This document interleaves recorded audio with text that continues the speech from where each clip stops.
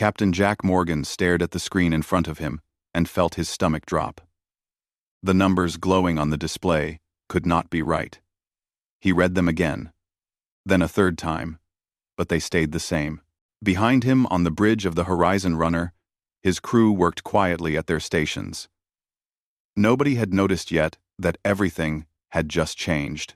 The alien standing next to Jack finally broke the silence. Velthar was tall and made of something that looked like living crystal. Light moved through his body in slow waves. He had been quiet for almost 10 minutes now, which was unusual. Velthar usually talked constantly, asking questions about everything humans did. Now, he just stared at the screen. Jack cleared his throat. Lieutenant Kate Barnes looked up from her station. She was his second in command and had been with him for 5 years. She knew him well enough to recognize trouble on his face. She stood and walked over to them. The screen showed Earth, their home, but it also showed something else. Words in the Galactic Council's language, which the computer translated into English. Planetary classification, Class 13, Deathworld. Status, inhabited. Species, human. Council action, exemption, granted. Kate read the screen, and her eyes went wide. She looked at Jack, then at Velthar, then back at the screen.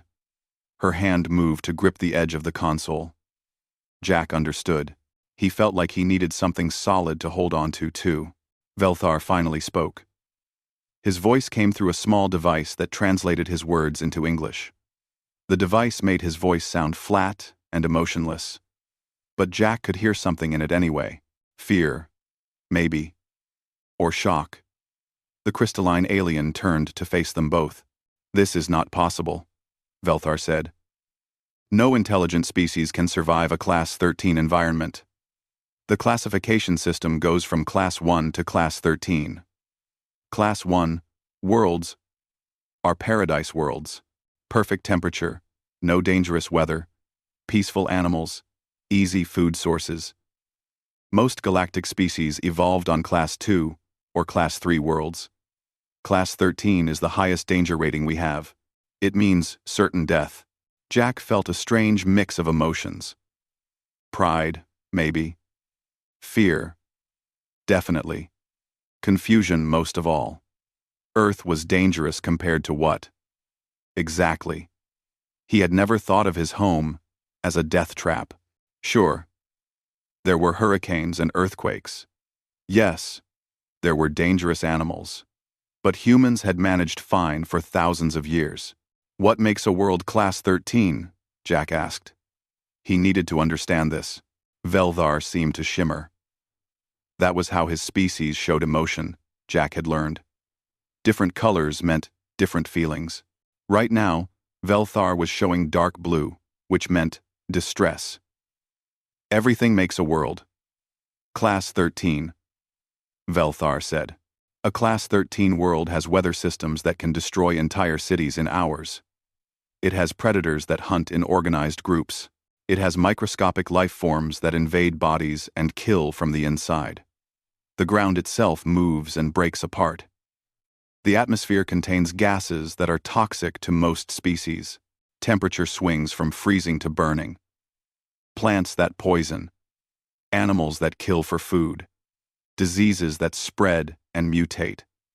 Every single day on a Class 13 world is a fight for survival." Kate spoke up. "That sounds like Earth. We have all of those things, but we learned to handle them. We build strong buildings for the storms. We developed medicine for the diseases. We learned which plants are safe and which ones are not. We are not helpless against our own world." Velthar turned to look at her. The blue in his crystalline body got darker. "That is exactly the problem," he said. "You should not have survived long enough to develop those solutions. A species needs time to evolve intelligence. Time to create tools. Time to build civilization. But Class 13 worlds kill primitive species before they get that far. Every other Class 13 world we have found is empty of intelligent life. We mark them as forbidden zones. No ships go near them. No colonies are built on them. They are too dangerous. So why is Earth different? Jack asked. The screen says exemption granted. What does that mean? It means, Velthar said slowly, that somehow your species did the impossible. You survived. You thrived. You built cities and technology, and eventually reached space. You did all of this while living on a world that should have killed you. The Council did not grant you an exemption because they wanted to. They granted it because they had no choice. You already live there. You have always lived there. Forbidding Earth would be meaningless, because you already conquered it. Jack thought about this. He thought about human history. All the struggles and wars and disasters. All the times humans had faced extinction and survived. The ice ages. The plagues. The famines. The floods. Every generation of humans had faced death and found a way through. He had never thought of it as special before. It was just life. Your gravity, Velthar continued. He pulled up more data on the screen.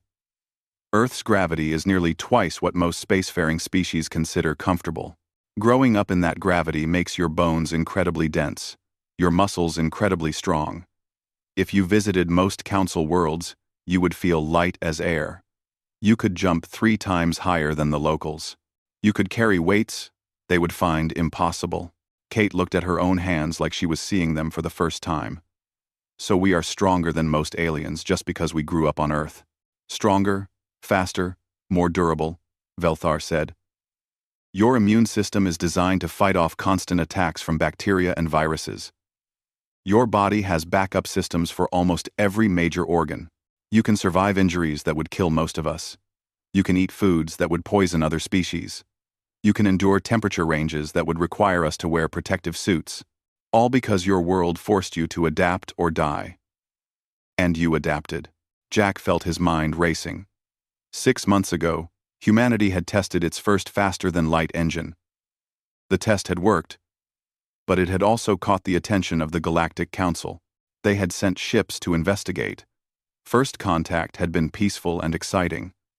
The Council seemed friendly. They had invited human representatives to visit their stations and learn about galactic civilization. It had all seemed too good to be true. Now Jack understood why the Council had been so interested in meeting humans. They were not just curious. They were shocked. What happens now? Kate asked. Will the Council be afraid of us? Velthar's colors shifted from blue to something that looked like purple mixed with white. Jack did not know what that meant yet. They already are afraid, Velthar said quietly. The Council has called an emergency session. Every species will send representatives. They will debate what to do about humanity. Some will say, you are too dangerous. They will want to isolate you, keep you in your own solar system. Others will be curious. They will want to study you, learn how you survived. And some, Velthar paused, some will see opportunity. What kind of opportunity? Jack asked. Velthar turned back to the screen, showing Earth.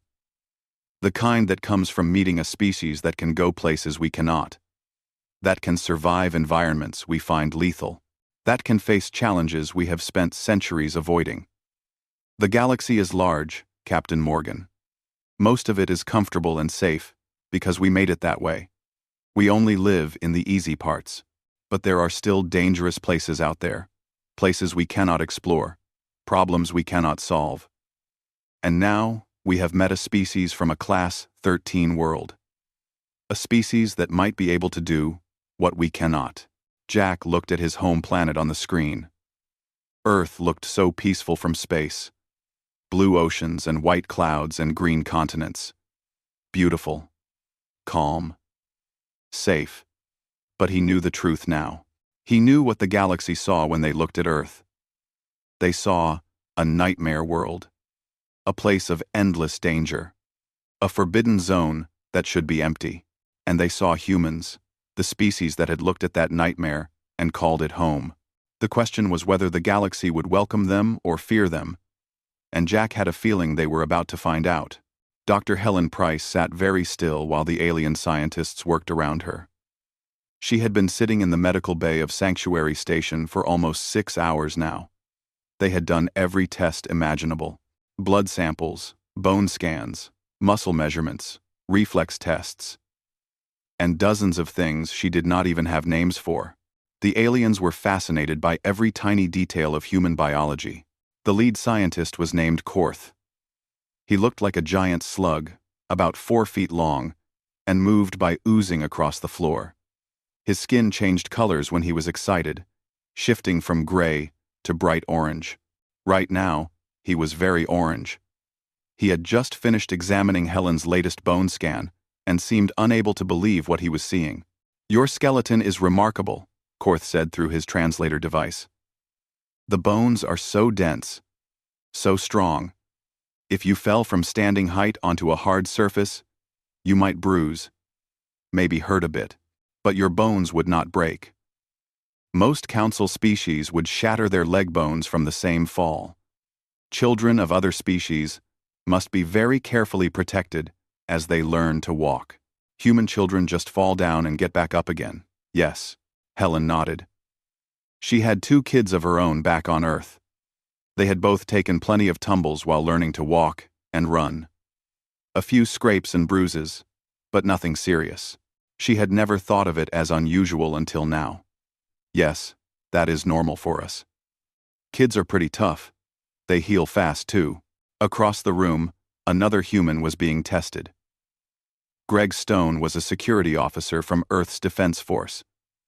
He had volunteered to show the aliens what human combat training looked like. Right now, he was demonstrating basic hand-to-hand fighting moves. A group of alien military observers watched with what Helen could only describe as horror on their various faces. Greg threw a punch at a practice dummy. The dummy was made of some kind of reinforced material that could supposedly withstand heavy impacts. Greg's fist hit it dead center, and the dummy rocked backward. A crack appeared down the middle. The aliens made various sounds of distress. Their translators turned the sounds into words like impossible, and dangerous, and frightening. Greg looked embarrassed. "Sorry," he said. "I was holding back too. That was maybe 30% of full strength. I did not want to break anything." One of the alien military observers, a thin insect-like creature, stepped forward carefully. "You consider that holding back?" it asked. Its voice was high and clicking. "That single strike would kill most species. You could punch through our body armor. And you say you were being gentle." Greg shrugged, which made several aliens step backward nervously. The movement of his shoulder muscles made it clear how much power was packed into his frame. "Where I come from, that is a light hit. In actual combat, humans can strike much harder. We train to maximize force and speed, but we also train to control it. We learn not to hurt people by accident." "By accident," the insect alien repeated. It turned to its companions, and they whispered among themselves in their various languages. The translators could not keep up with their rapid conversation, but Helen caught words like dangerous and weapons and careful. Korth oozed back over to Helen's examination table. He brought up more data on a floating screen. "Let us discuss your immune system," he said. "We have exposed your blood samples to various pathogens, common diseases from different council worlds. Your white blood cells attacked and destroyed every single pathogen within hours. Most species require medical intervention to fight off foreign diseases. Your bodies just do it automatically." Helen thought about all the times she had caught a cold or the flu. A few days of feeling bad, then her body fought it off. She had never needed serious medical help for common illnesses. "Our immune systems are pretty aggressive," she admitted. "Earth has a lot of diseases. Bacteria, viruses, parasites, fungi. If our bodies could not fight them off, we would not survive childhood." Korth turned a deep purple color. Helen was learning alien emotions slowly. Purple seemed to mean deep concern. On most worlds, diseases are rare. We have clean environments. Medical care prevents most illness before it starts. But you evolved in a constant war against microscopic invaders. Your body is designed for that war. It never stops fighting. Even now, your immune system is active, searching for threats.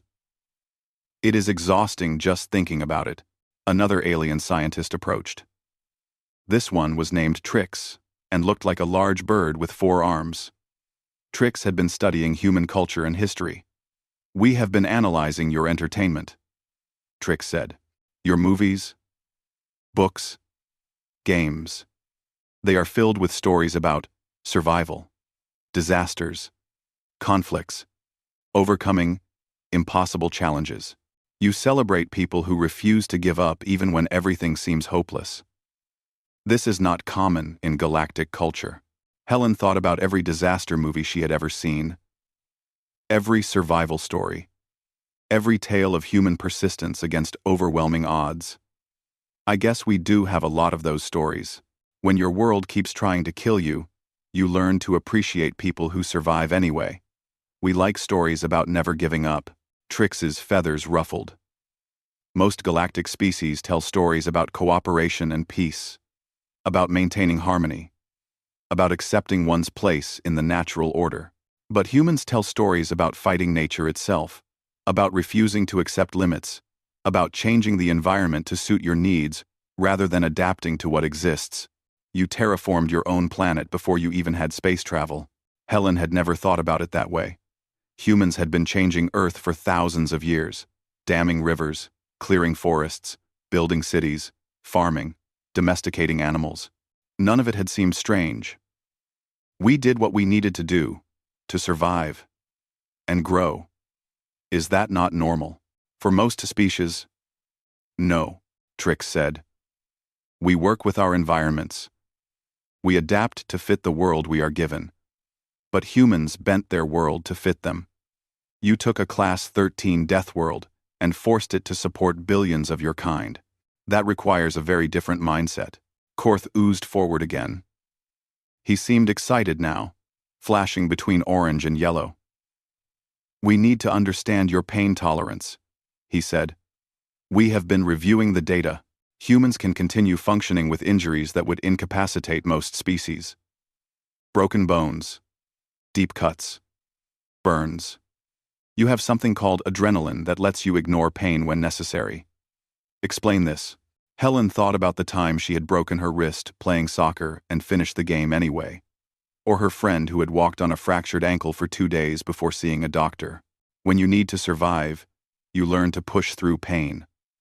Our bodies have chemicals that block pain signals when we are in danger. Fight or flight response. It keeps us moving even when we are hurt. "This is a combat adaptation," one of the military observers said. Its voice was flat with shock. "Your species evolved to keep fighting even when wounded. This is how predators behave. Apex predators." Helen felt uncomfortable with that comparison. "We are not predators exactly. We are omnivores. We eat plants and animals both. But yes, humans hunted dangerous game for food. We had to be able to take down animals larger and stronger than us. That required tools and tactics. And yes, the ability to not quit, even when hurt." Greg finished his demonstration and walked over to join the conversation. The aliens gave him a wide space, clearly nervous about having him too close. He noticed and stopped several feet away. "Look," he said. "I know we seem scary to you. Big and strong and tough. But humans are not monsters. Earth made us this way. We did not choose to evolve on a Class 13 world. We just did. And we made the best of it." Trix tilted its bird-like head. "What is your world like, really? Help us understand. The data tells us about the dangers, but not about what it feels like to live there." Helen smiled. She thought about home. Earth is beautiful. Yes, there are hurricanes, but there are also gentle summer days. Yes, there are predators, but there are also friendly dogs that sleep on your couch. Yes, there are diseases, but there are also flowers and trees and clean air. We learn to manage the dangers and appreciate the beauty. Every human child grows up, knowing that nature is powerful, but also knowing that humans are clever. We solve problems. We adapt. We survive. And when you reach space, Greg added, we brought those lessons with us. We built ships tough enough for Earth's weather, because space seemed easy compared to that. We trained for emergencies because on Earth, emergencies are just part of life. We are not trying to be intimidating. We are just being ourselves. Korth changed colors again, this time to a soft green. Green was curiosity, Helen had learned. So you do not see yourselves as warriors or survivors? Korth asked. You just see yourselves as normal. Exactly, Helen said. To us, we are normal. Earth is normal. Our strength and toughness and stubbornness are just what you need to live a good life on our world. We do not think of ourselves as special. We are just human. That, Trix said quietly, is what makes you so extraordinary. You survived the unsurvivable, and you think it is nothing special. You climb to the top of the food chain on a world designed to kill you, and you call it home. You are the exception to every rule. And you do not even realize how exceptional you are. Helen looked around at all the alien scientists staring at her and Greg. She saw fear in some eyes. Yes, but she also saw wonder, curiosity, hope. Maybe. These aliens had lived safe, comfortable lives on safe, comfortable worlds. They had forgotten what it meant to struggle. And now they had met a species that never forgot, a species that remembered how to face the impossible and survive. Helen wondered what that would mean for the galaxy. She had a feeling they were all about to find out together. Ambassador Peter Cole stood in the center of the Grand Council chamber and tried not to feel small. The chamber was enormous, designed to hold representatives from nearly 300 different species. Above him, below him, and all around him, aliens of every imaginable shape and size filled the seats. Some were in special atmosphere bubbles. Others floated. A few were so small they needed magnification screens so others could see them. And all of them were staring at Peter. The council speaker, known as Elder Morphus, sat at the highest point in the chamber. He was old, though Peter did not know how old. His species lived for centuries. He looked like a tree that had learned to move, with bark like skin and branches for arms. When he spoke, his voice was deep and slow, like distant thunder. We are here to decide the fate of humanity, Elder Morphus said. His words echoed through the chamber. The humans are from a class 13, Deathworld. By all our laws, such worlds are forbidden. No species should live there. No colonies should be built there. They are too dangerous. Yet humans not only live on Earth, they thrive there. We must now determine what this means for our galaxy. A holographic display activated in the center of the chamber. Earth appeared, rotating slowly. Data streams surrounded it. Temperature ranges that made several aliens gasp. Gravity readings that caused others to murmur in disbelief. Lists of predators and diseases and natural disasters scrolled past. To the assembled council, Earth looked like a vision of hell. Peter watched the aliens react to his homeworld. He saw fear, disgust, horror, but also fascination. They could not look away. Earth was everything they had been taught to avoid, and yet humans had made it work. The first speaker was a delegate from the Pelthian Union. The Pelthians looked like seals made of silver metal. The delegate's voice was sharp and angry. This is unprecedented, the Pelthian said. Humans come from a world of violence. Look at their history. Constant warfare. Competition for resources. Predation. Their entire civilization is built on conflict. They are dangerous. Peter took a breath.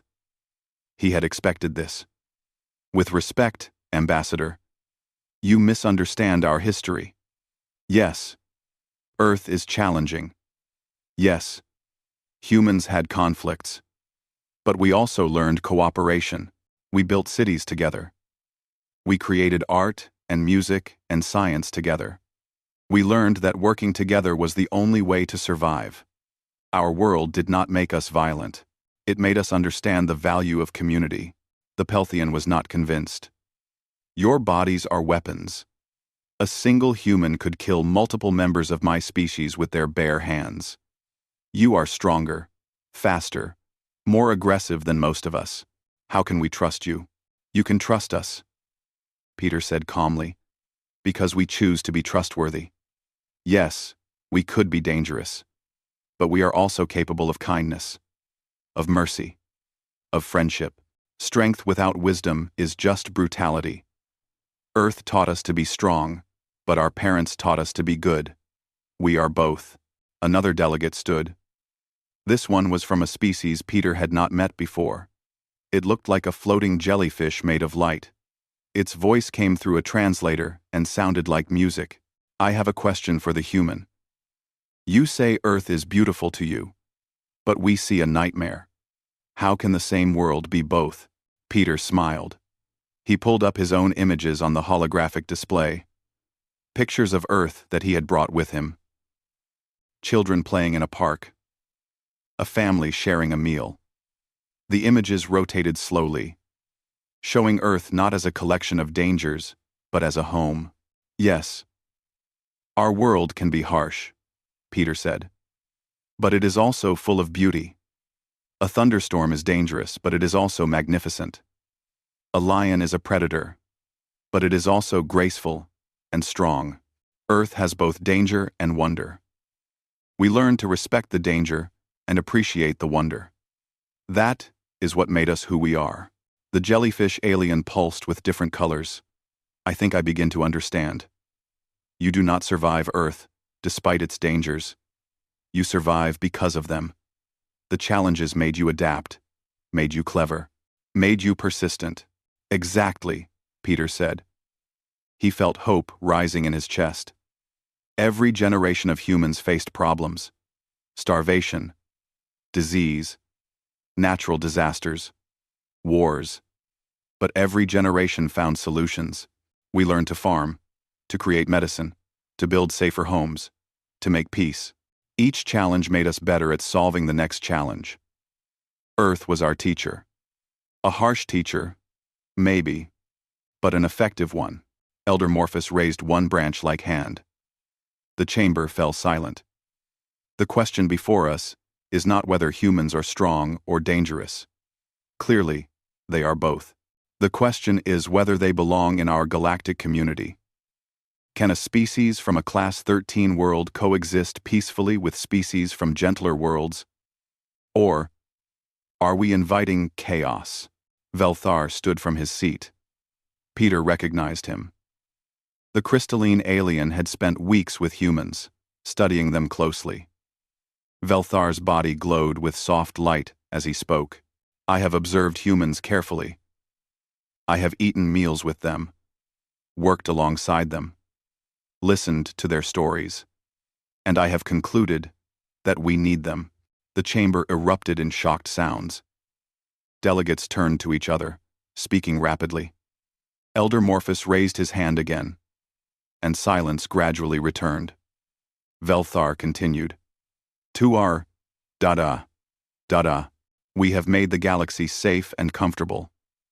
We have eliminated most dangers from our lives. We live in climate-controlled environments.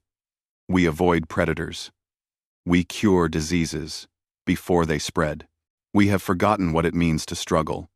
But the galaxy is larger than our comfortable territory. There are regions too dangerous for us to explore, challenges too difficult for us to face. We have reached the limits of what our comfortable lives have prepared us for. Peter listened carefully. He had not expected this argument. Velthar turned to face the entire assembly. Humans are different. They come from a world that never stopped challenging them. They know how to face the unknown, how to solve problems without giving up, how to survive when conditions are impossible. They are not our enemies. They are survivors of an environment we cannot imagine, and that makes them valuable. A small, furry delegate near the front spoke up. Its voice was squeaky but firm. Are you suggesting we need humans to do our dangerous work for us?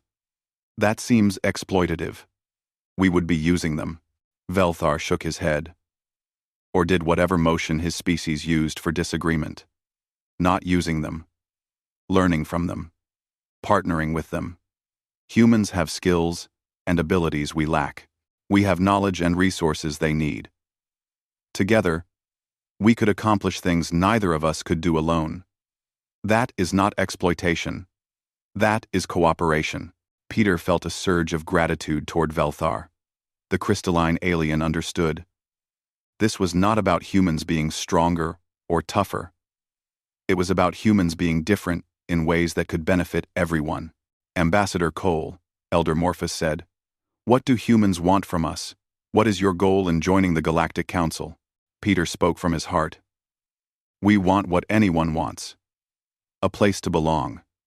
Friends to explore the galaxy with. Knowledge to learn. Experiences to share. Yes, we are different. Yes, we come from a world unlike yours. But that does not make us monsters or tools. It makes us human. And humans have always reached for the stars. We finally made it here. We just want a chance to prove we can be good neighbors." The chamber was quiet. Peter could feel the weight of hundreds of alien gazes on him. He straightened his shoulders and stood tall. Not to intimidate, but to show confidence. To show that humans were not afraid or ashamed of what they were. The Pelthian delegate spoke again. But this time the voice was less angry. "What happens if we say no? If we forbid humans from leaving their solar system? Will you accept that?" Peter chose his words carefully. "We would be disappointed. We would feel it was unfair. But we would respect the Council's decision. Humans understand the concept of rules and laws. We might disagree, but we would not start a war over it. We are not conquerors. We are explorers. And we are patient. If we must wait to earn your trust, we will wait." That answer seemed to surprise many delegates. They had expected aggression or demands. Instead, Peter offered patience and respect. Elder Morphus studied Peter for a long moment. The ancient being seemed to be weighing something important in his mind.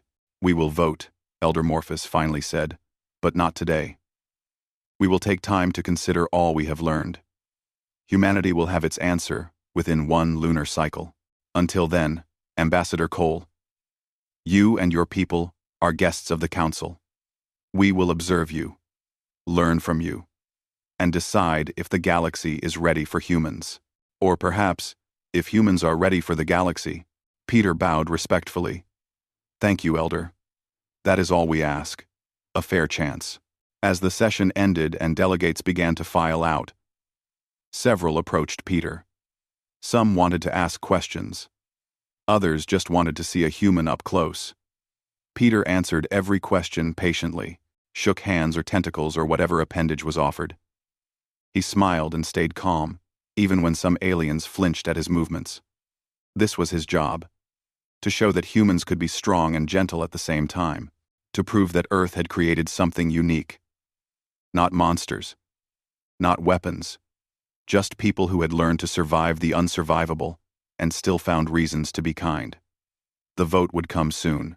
Until then, Peter would be the best ambassador he could be. For Earth, for humanity, for the future. Commander Kyle Grant studied the distress signal on his screen and felt ice in his stomach. The message was brief and desperate. The mining colony on Vergon Prime had been attacked by unknown hostiles. Thousands of workers were trapped. They needed immediate rescue. The problem was that Vergon Prime sat in the middle of the Epsilon sector, one of the most dangerous regions of known space. The Galactic Defense Fleet had already tried to help. Kyle could see their mission reports. 3 ships had entered the sector, and all 3 had been forced to turn back. The radiation levels were too high. Even with the best shielding available, the crews had started getting sick within hours. Some had died. The rest would need months of treatment. The fleet had pulled back and declared the rescue impossible. Now Kyle's ship, the Sentinel, had received new orders. Attempt rescue where the Galactic fleet failed. Kyle looked at his crew of 90 humans and wondered if they were about to die trying to do the impossible. But the orders were clear, and people needed help. That was enough. His second-in-command, Sophie Clark, was already plotting a course. She had been a test pilot before joining the exploration fleet. She was the best navigator Kyle had ever worked with. If anyone could get them through the radiation storms, it was Sophie. An alien observer named Krell stood on the bridge, watching everything. Krell was from the Galactic military. He looked like a lizard standing upright, with scales that changed color based on his mood. Right now, Krell was showing dark red, which meant fear or alarm. "This is suicide," Krell said. His voice hissed through his translator. The radiation in that sector killed trained galactic crew members with advanced technology. Your ships are older. Your shielding is less sophisticated. You will die just like the others did. Possibly faster. Kyle did not look away from his screens. Maybe. But we have to try. Those colonists are running out of time. Someone has to help them. But why does it have to be you? Krell demanded. Why sacrifice yourselves for aliens you have never met? Let the Council send better equipped ships. Let them develop new technology. Let someone else take the risk. Sophie spoke up from her station. Because those better equipped ships already failed. Because new technology will take months to develop. Because someone else is not here right now. We are. NT. And people are dying. So we go. Kyle activated the ship-wide communication system. All hands. This is the commander. We are about to enter the Epsilon sector to rescue the colonists on Virgin Prime. I will not lie to you. This is dangerous, possibly lethal. The radiation will be intense. We may take damage. Some of us may get hurt. If anyone wants to transfer off this ship, now is your chance. No judgment, no shame. This is volunteer only. He waited. The bridge was silent for a long minute. Then responses started coming in. Every single crew member volunteered to go. Not one person asked to transfer. Kyle felt his throat tighten with emotion. This was what Earth had taught humanity. When someone needs help, you help. Even if it is hard. Even if it is dangerous. You help. The Sentinel moved toward the Epsilon sector. 2 other human ships joined them. The Ranger and the Guardian. All 3 ships were older models, built for Earth's harsh radiation belts and violent solar storms. They were not as advanced as galactic ships, but they were tough. They had been designed by people who understood dangerous environments. When they crossed into the Epsilon sector, alarms started screaming immediately. Radiation levels spiked. The ship's shields activated automatically, straining to keep the deadly energy out. Kyle watched his crew work calmly despite the alarms. They had trained for this. Every human ship captain drilled their crew for radiation emergencies. On Earth, solar storms could kill. In space, radiation was an even bigger threat. Humans had learned to respect it and prepare for it. Sophie navigated through the radiation storms like she was flying through bad weather back home. Her hands moved confidently over the controls. The Sentinel shook and rattled, but kept moving forward. Behind them, the Ranger and Guardian followed in their wake, using the Sentinel's path to minimize their own exposure. Krell gripped a railing to stay upright. The shaking seemed to terrify him. "How are you doing this?" he gasped. "The radiation should have crippled your systems by now. How are your ships still functioning?" Kyle checked their shield status. "We built these ships to handle Earth's radiation belts. We fly through areas of intense radiation every time we leave our planet. This is worse, yeah, but not impossibly worse. We just have to push through." They reached Virgin Prime 3 hours later. The planet looked peaceful from orbit, but Kyle knew better. The colony was on the surface, and according to sensors, it was surrounded by strange energy-based life forms. The beings seemed to feed on power sources. They had been drawn to the colony's generators and were now draining everything. The colonists had retreated to shielded bunkers, but could not evacuate. The energy beings blocked every escape route. Kyle studied the situation. We need to draw those things away from the colony long enough to get people out. Ideas. Luis Martinez, the chief engineer, spoke up from his station. The beings are attracted to power. What if we overload our reactors? Make our ships the biggest power sources in the area. They would come after us instead of the colony. That could destroy our ships, Sophie warned. Then we better work fast, Kyle said. He opened communications with the other two ships. All vessels, prepare to overload reactors on my mark. We are going to make ourselves very interesting targets. Once the energy beings chase us, send shuttles down to evacuate colonists. We will keep these things busy as long as we can. The plan was insane, and everyone knew it. But it was also the only chance they had. On Kyle's signal, all 3 human ships pushed their reactors past safe limits. Energy poured out of them like beacons. The effect was immediate. The energy beings swarmed toward the ships, abandoning the colony to chase this new food source. What followed was 3 hours of desperate action. Small shuttles launched from the 3 ships, racing down to the planet's surface. They loaded colonists as fast as possible. Trip after trip, humans flew through radiation storms to save aliens they had never met. Meanwhile, the main ships played a dangerous game of cat and mouse with the energy beings, staying just close enough to keep them interested but far enough to avoid being destroyed. The Guardian took heavy damage when several beings breached its hull. The crew vented the affected sections into space and kept flying. The Ranger's reactor came within seconds of exploding before engineers managed to manually shut it down. The ship went dark but stayed intact. On the Sentinel, Kyle watched the evacuation progress. 2,000 colonists rescued. Then 2,500. Then 3,000. Every number was a life saved. Every shuttle trip was another miracle. His crew was exhausted. Several had radiation sickness. But they kept working. Finally, Sophie announced that the last shuttle was clear. All colonists were evacuated. Kyle gave the order to retreat.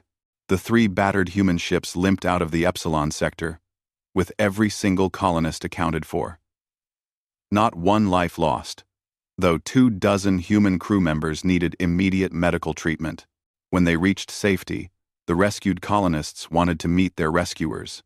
Kyle stood in the Sentinel's cargo bay, surrounded by grateful aliens of a dozen different species. A small child, one of the Pelthians, approached him shyly. She looked up at Kyle with wide eyes. "Are you scared of anything?" the child asked in a small voice. Kyle knelt down so he was at her eye level. "Of course I am. I was scared the whole time in that sector. Fear is natural. It keeps you alert. It keeps you alive. The trick is not to let fear stop you from doing what needs to be done." The child's parent stepped forward. Kyle recognized him. It was the Pelthian delegate who had argued against humanity at the council. The delegate looked uncomfortable, but determined. "I was wrong about your people," the Pelthian said quietly. "I thought you were dangerous because you are strong. I did not understand that your strength comes from choosing to help even when it is hard. You are not monsters from a death world. You are heroes who happen to come from a dangerous place. That is very different. I am sorry I did not see it before." Kyle stood and offered his hand. The Pelthian hesitated, then reached out and took it. The gesture of a handshake was still new to many aliens, but they were learning. It meant agreement, partnership, friendship. Word of the rescue spread across the galaxy within days. The impossible had been done. Humans had gone where galactic ships could not. They had faced dangers that would have killed most species, and they had saved lives without asking for anything in return. The debate about humanity's place in the galaxy suddenly had a very clear answer. Not because of what humans said, but because of what they did. 1 year had passed since first contact, and Ambassador Peter Cole stood once again in the Grand Council chamber. The room felt different this time. Last year, the aliens had watched him with fear and suspicion. Today, many faces showed respect. Some even showed warmth. The year had changed everything. Elder Morphus called the assembly to order. His ancient voice echoed through the chamber. We are here to vote on humanity's permanent status in the Galactic Council. The provisional period has ended. We have observed humans for 1 full year. We have studied them, worked with them, learned from them. Now we must decide if Earth's exception to the Class 13 prohibition will become permanent. Will humans have full membership in our community, or will they be restricted to their own solar system? Peter stood calmly in the center of the chamber. He was not nervous this time. The past year had shown what humans could do, not through force or intimidation, but through action and character. He trusted that the council had seen the truth. The holographic display activated. But instead of showing Earth's dangers, it showed something different. Images from the past year appeared. Human doctors working in alien hospitals, sharing medical techniques learned from fighting Earth's diseases. Human engineers, designing safety systems for extreme environments. Human teachers showing alien children how to climb and play. Human musicians performing concerts that brought together dozens of species. Humans simply living and working alongside their new galactic neighbors. Velthar was the first to speak. The crystalline being glowed with soft light as he addressed the assembly. 1 year ago, I examined humanity for the first time. I was afraid of what I would find. A warrior race, conquerors, beings too dangerous to trust. Instead, I found friends. I found partners. I found people who remembered lessons most of us had forgotten. They taught me that strength without compassion is meaningless. That surviving is not the same as thriving. That the harshest environments can produce the kindest hearts. A delegate from the Viren collective spoke next. The Viren were tiny beings who existed as a hive mind. Their voice came from thousands of small creatures speaking in unison. We are scientists. We value knowledge above all. Humans brought us new understanding. They showed us how life adapts to impossible conditions. They shared research from Earth's biodiversity that has opened new fields of study. But more than that, they showed us curiosity. They ask questions constantly. They explore not for conquest, but for the joy of discovery. This is the spirit of true science. One by one, delegates stood to speak. The pattern was clear. Humanity had proven themselves not through domination, but through contribution. They had helped solve problems, shared their culture, made friends. Every species had a story about humans. A doctor who saved a life. An engineer who fixed a critical system. A teacher who inspired a child. A simple human who showed kindness when it was needed. The Pelthian delegate rose. Peter recognized him as the father of the child who had been rescued from Virgon Prime. When humans first arrived, I feared them. I saw only danger. I argued for isolation. I was wrong and I admit it freely. The rescue of Virgon Prime showed me what humans truly are. Not monsters, not weapons, but beings who will fly through hell itself to save strangers. My daughter asks about Captain Kyle Grant every day. She wants to be brave like the humans. That is the influence your species has had. You inspire us to be better. Peter felt emotion rising in his chest but kept his composure. The year had been hard work. Every human in galactic space had felt the pressure to represent Earth well. They had been careful, patient, and kind even when tired or frustrated. They had shown the galaxy the best of humanity. And it seemed to have worked. A new delegate stood. One that Peter did not recognize. The being looked like living shadow. Difficult to focus on. Its voice was a whisper that somehow carried through the entire chamber. I am from the outer regions. The dark spaces beyond your comfortable territories. We have watched this debate with interest. We have territories that need exploring. Dangers that need facing. Mysteries that need solving. We had given up finding species brave enough to help us. Then, we heard about humans. about a species from a Class 13 world who still choose kindness over cruelty. We wish to work with them, to learn from them, to face the unknown together. Elder Morphus raised a branch-like hand. The Council recognizes humanity's contributions, but we must address the concern that remains. Humans are powerful. Their strength, endurance, and adaptability make them formidable. Some still fear what might happen if humanity ever chose violence over peace.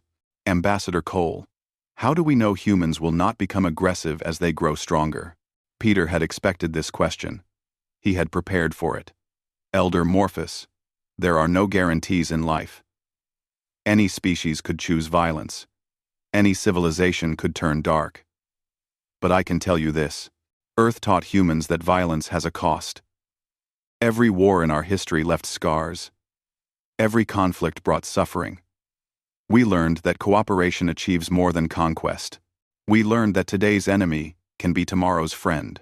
We learned that the galaxy is large enough for everyone. These are not just words. They are lessons, bought with centuries of hard experience. We will not forget them. Kate Barnes stood in the observation area, watching the proceedings. Next to her was Captain Jack Morgan. They had been part of the first contact team and had spent the year helping humanity integrate into galactic society. Jack nodded slowly. Look at their faces. They are not scared anymore. They see us now. Really see us. Not as monsters or weapons, but as people. That is all we needed. A chance to show who we are. Elder Morphus spoke again. The time has come to vote. All delegates, indicate your decision. Should humanity receive full membership in the Galactic Council, with all rights and responsibilities thereof? The voting process was quick. Each delegate indicated their choice on personal screens. The results compiled in seconds. Elder Morphus reviewed them, and something like a smile crossed his ancient face. The vote is decided. By a margin of 238 in favor, 9 opposed, the Council grants full membership to humanity of Earth. The Class 13 prohibition will include a permanent exception for the one species that has proven capable of not just surviving such a world, but of thriving on it and becoming better because of it. The chamber erupted in sounds. Most were positive, cheering in various alien languages. Some delegates rushed forward to congratulate Peter. Others simply nodded with respect. The 9 who had voted against humanity left quietly. They were not hostile, just unconvinced. That was okay. Peter understood that trust takes time. Later that day, Peter stood with Jack and Kate on the observation deck of the Horizon Runner, looking at Earth below. The planet glowed blue and green and white. Beautiful. Peaceful, from orbit. But they all knew the truth. Down there was weather that could kill, animals that could hunt you, diseases that could ravage populations, earthquakes that could destroy cities. Earth was everything the galaxy feared, but it was also home. It was where humanity learned to dream, where they learned to build, where they learned that working together was the only way to overcome challenges, where they learned that kindness mattered even when things were hard. Earth had been a harsh teacher, but a good one. We did it, Kate said softly. We proved that humans belong out here, that we can be part of something bigger than ourselves. Jack smiled. We proved that the impossible is only impossible until someone does it. That is what Earth taught us. Never give up. Never stop trying. Never accept that something cannot be done. We carried those lessons to the stars. Peter joined them at the window. He thought about all the humans scattered across galactic space now. Doctors and engineers and teachers and explorers. All of them working. All of them contributing. All of them showing the galaxy what humanity could be. And this is just the beginning, Peter said. The galaxy thought Class 13 worlds only produced monsters. We showed them something different. We showed them that the harshest environments do not create evil. They create survivors. The Gleim, the Class 13, And survivors do not conquer through fear. They inspire through example. On Earth below, billions of humans continued their lives. They went to work and school. They loved and laughed and struggled and succeeded.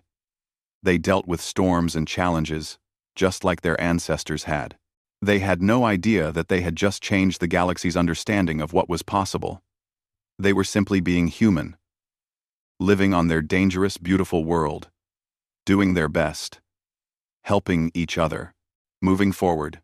And that, more than any display of strength or technology, was what convinced the galaxy to accept them. Humanity did not demand a place among the stars. They earned it, not by being the strongest or the toughest or the most advanced, but by being stubborn enough to keep trying, clever enough to adapt, and kind enough to help others along the way. Every Class 13 Deathworld was forbidden. Every single one. Except Earth. Because Earth had given birth to something the galaxy had never seen before. A species that looked at hell and called it home. That faced the impossible and refused to quit.